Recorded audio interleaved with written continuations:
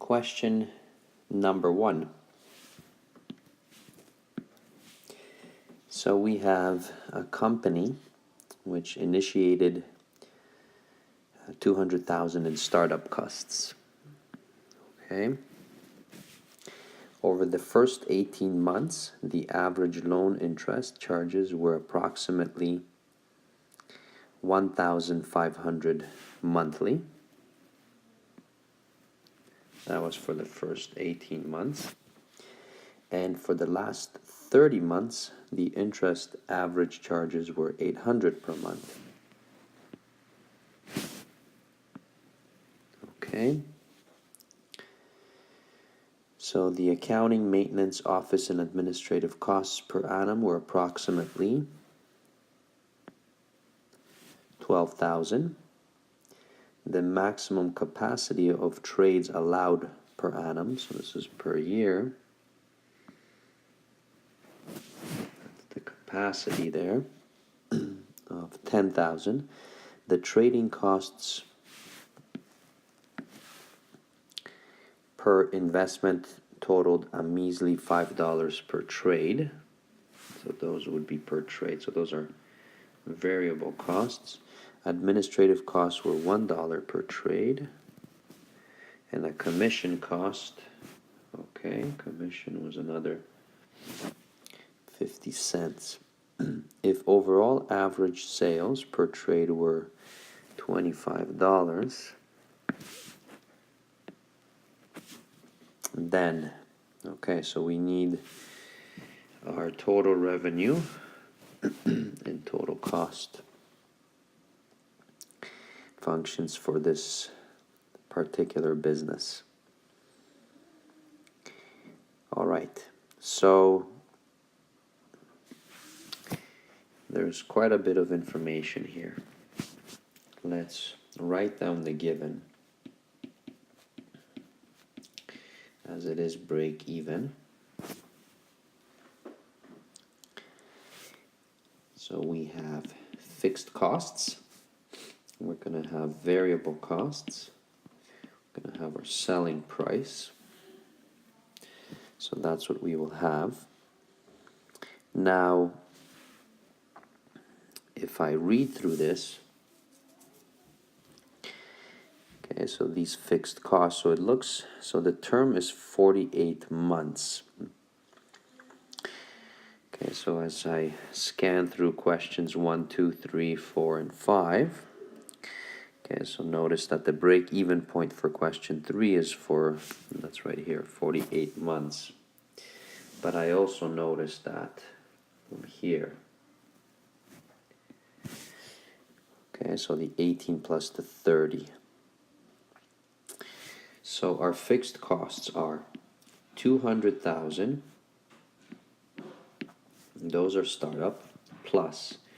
Now I'm gonna have to be careful because it's 18 months.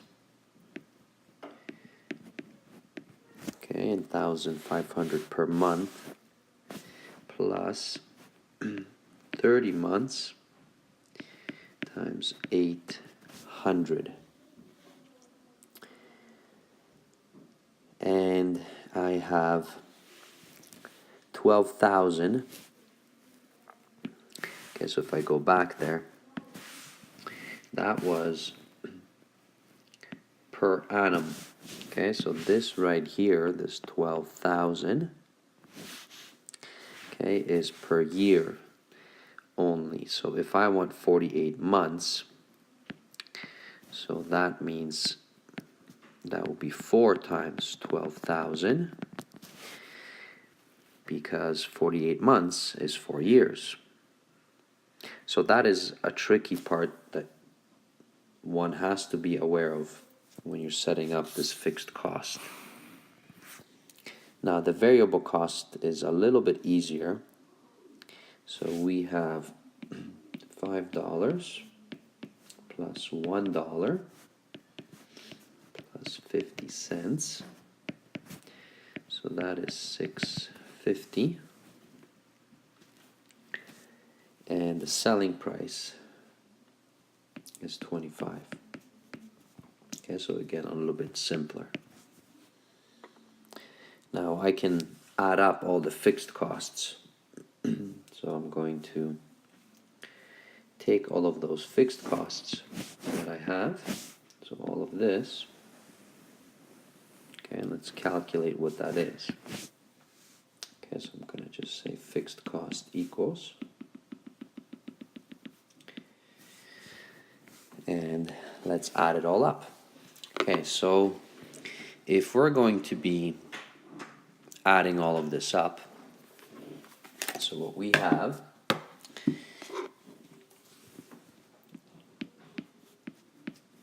is, so the 18 times 1500, so that's 27,000. Then the 30 times 800, that's 24. And then the 4 times 12,000, so that's 48. And now when you add all of that up,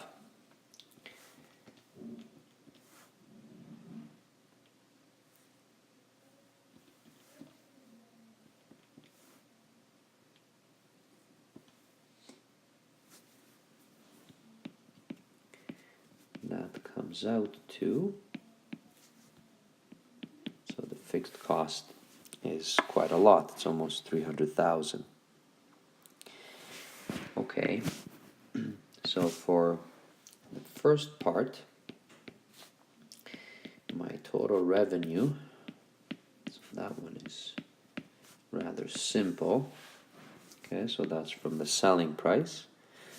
Now my total cost, on the other hand, so that's my fixed costs plus my variable cost, and that completes this right here. Okay, great. Now, in part 2, I have, so this right here, find the contribution margin and contribution rate.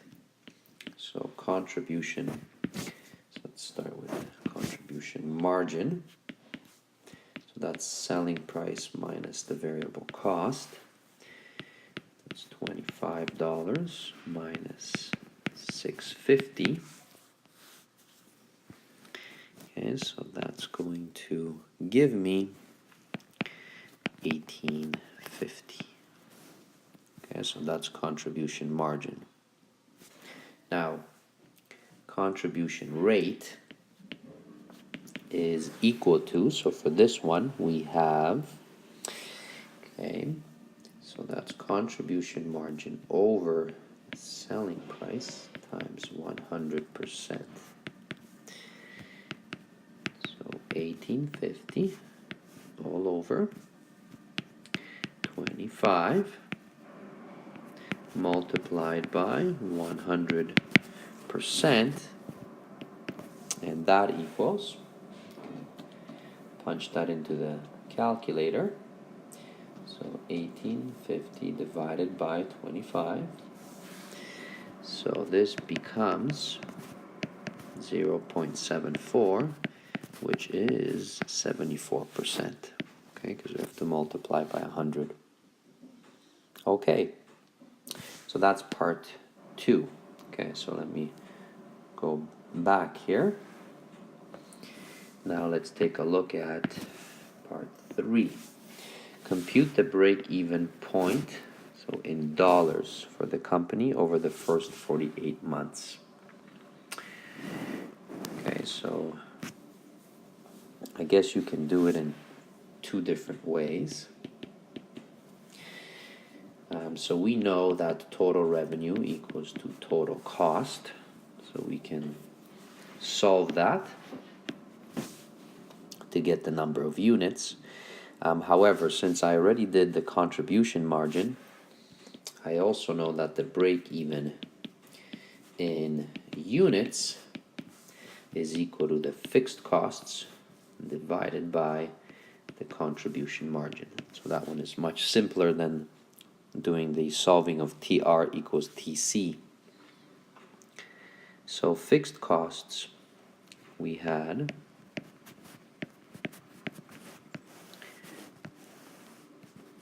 and now contribution margin. Whoops. Apologize. Okay, and that equals, that's going to give us the number of units. And that will give us quite a few, 0.16 and so on. Now remember, we round this. Okay, so this would be 16163. So I'm going to round it up. That is the number of units. They are asking us for the break even in dollars or in sales. So, okay, so that is your total revenue, okay, at this number. So that was $25 times 16163, and that equals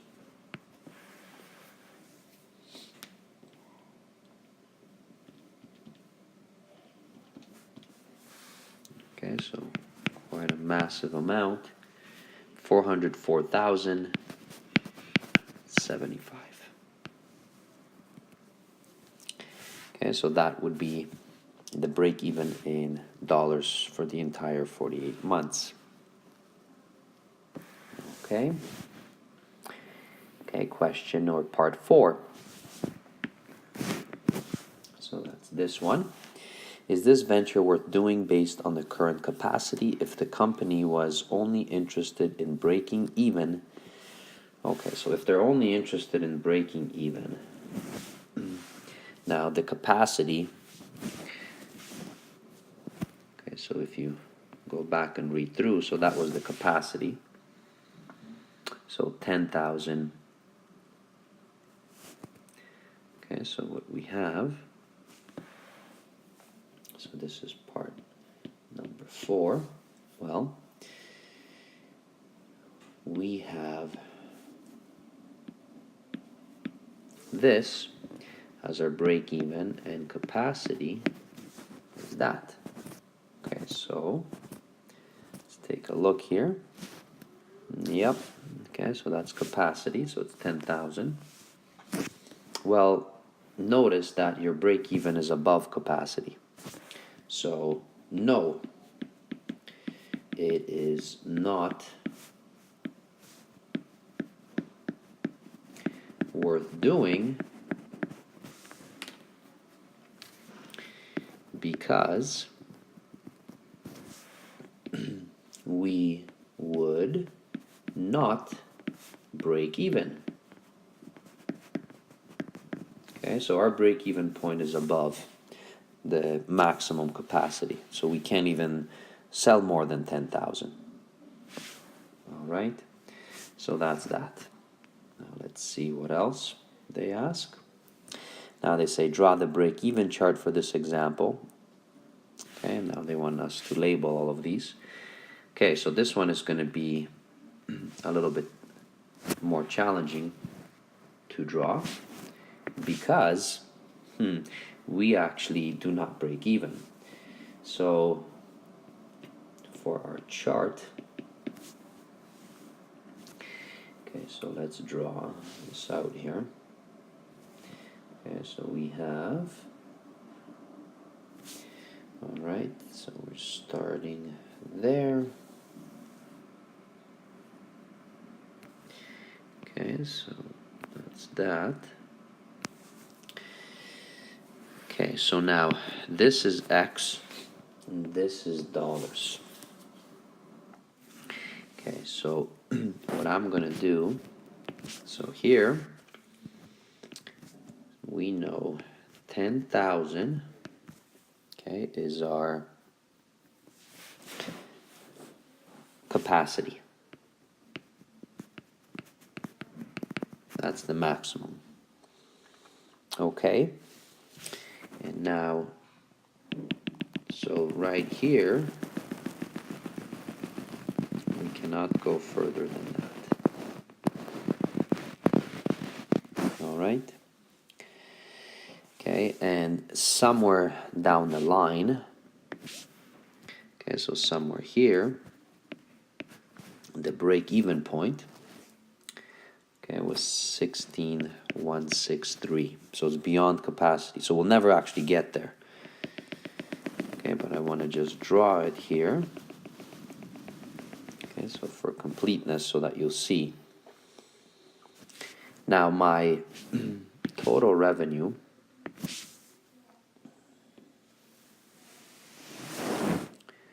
okay, so my total revenue looks something like this. Okay. However, I stop right here. Okay, so all of this beyond that point actually doesn't exist because I can't go any further than that. Okay, and now, so this would be my total revenue line.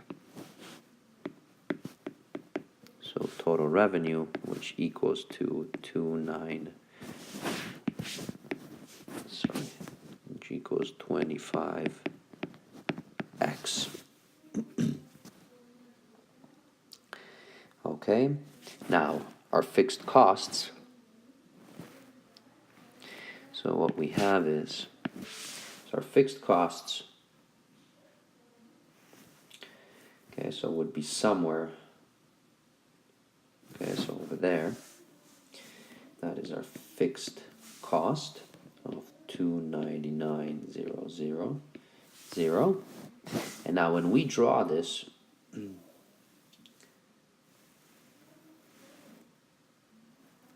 okay, so what happens is this. Now, in the ideal world, if our capacity was much bigger, we would have had a break even right here. Okay, but we stop right here. So notice that we are actually at a loss here because our capacity is not big enough. Okay, so we would have something like this happening, where beyond that capacity and beyond that blue dotted line, we will never get there. Okay, so let's just make sure that we have labeled everything. So this is our total cost.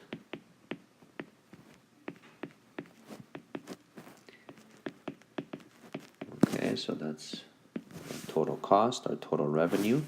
Okay, we have our axes, we have the capacity. Okay, we are showing the break even beyond the point, although we would never get there. Okay, so let's go back. So we have total revenue, total cost, the break-even point. We have the fixed cost, we have the capacity, and we have both axes. Okay, so that is kind of a neat chart, and that's something that may happen. Now, it doesn't always happen because if capacity is beyond. Okay, so then, and that's kind of examples we have run into. Okay. So thank you for watching.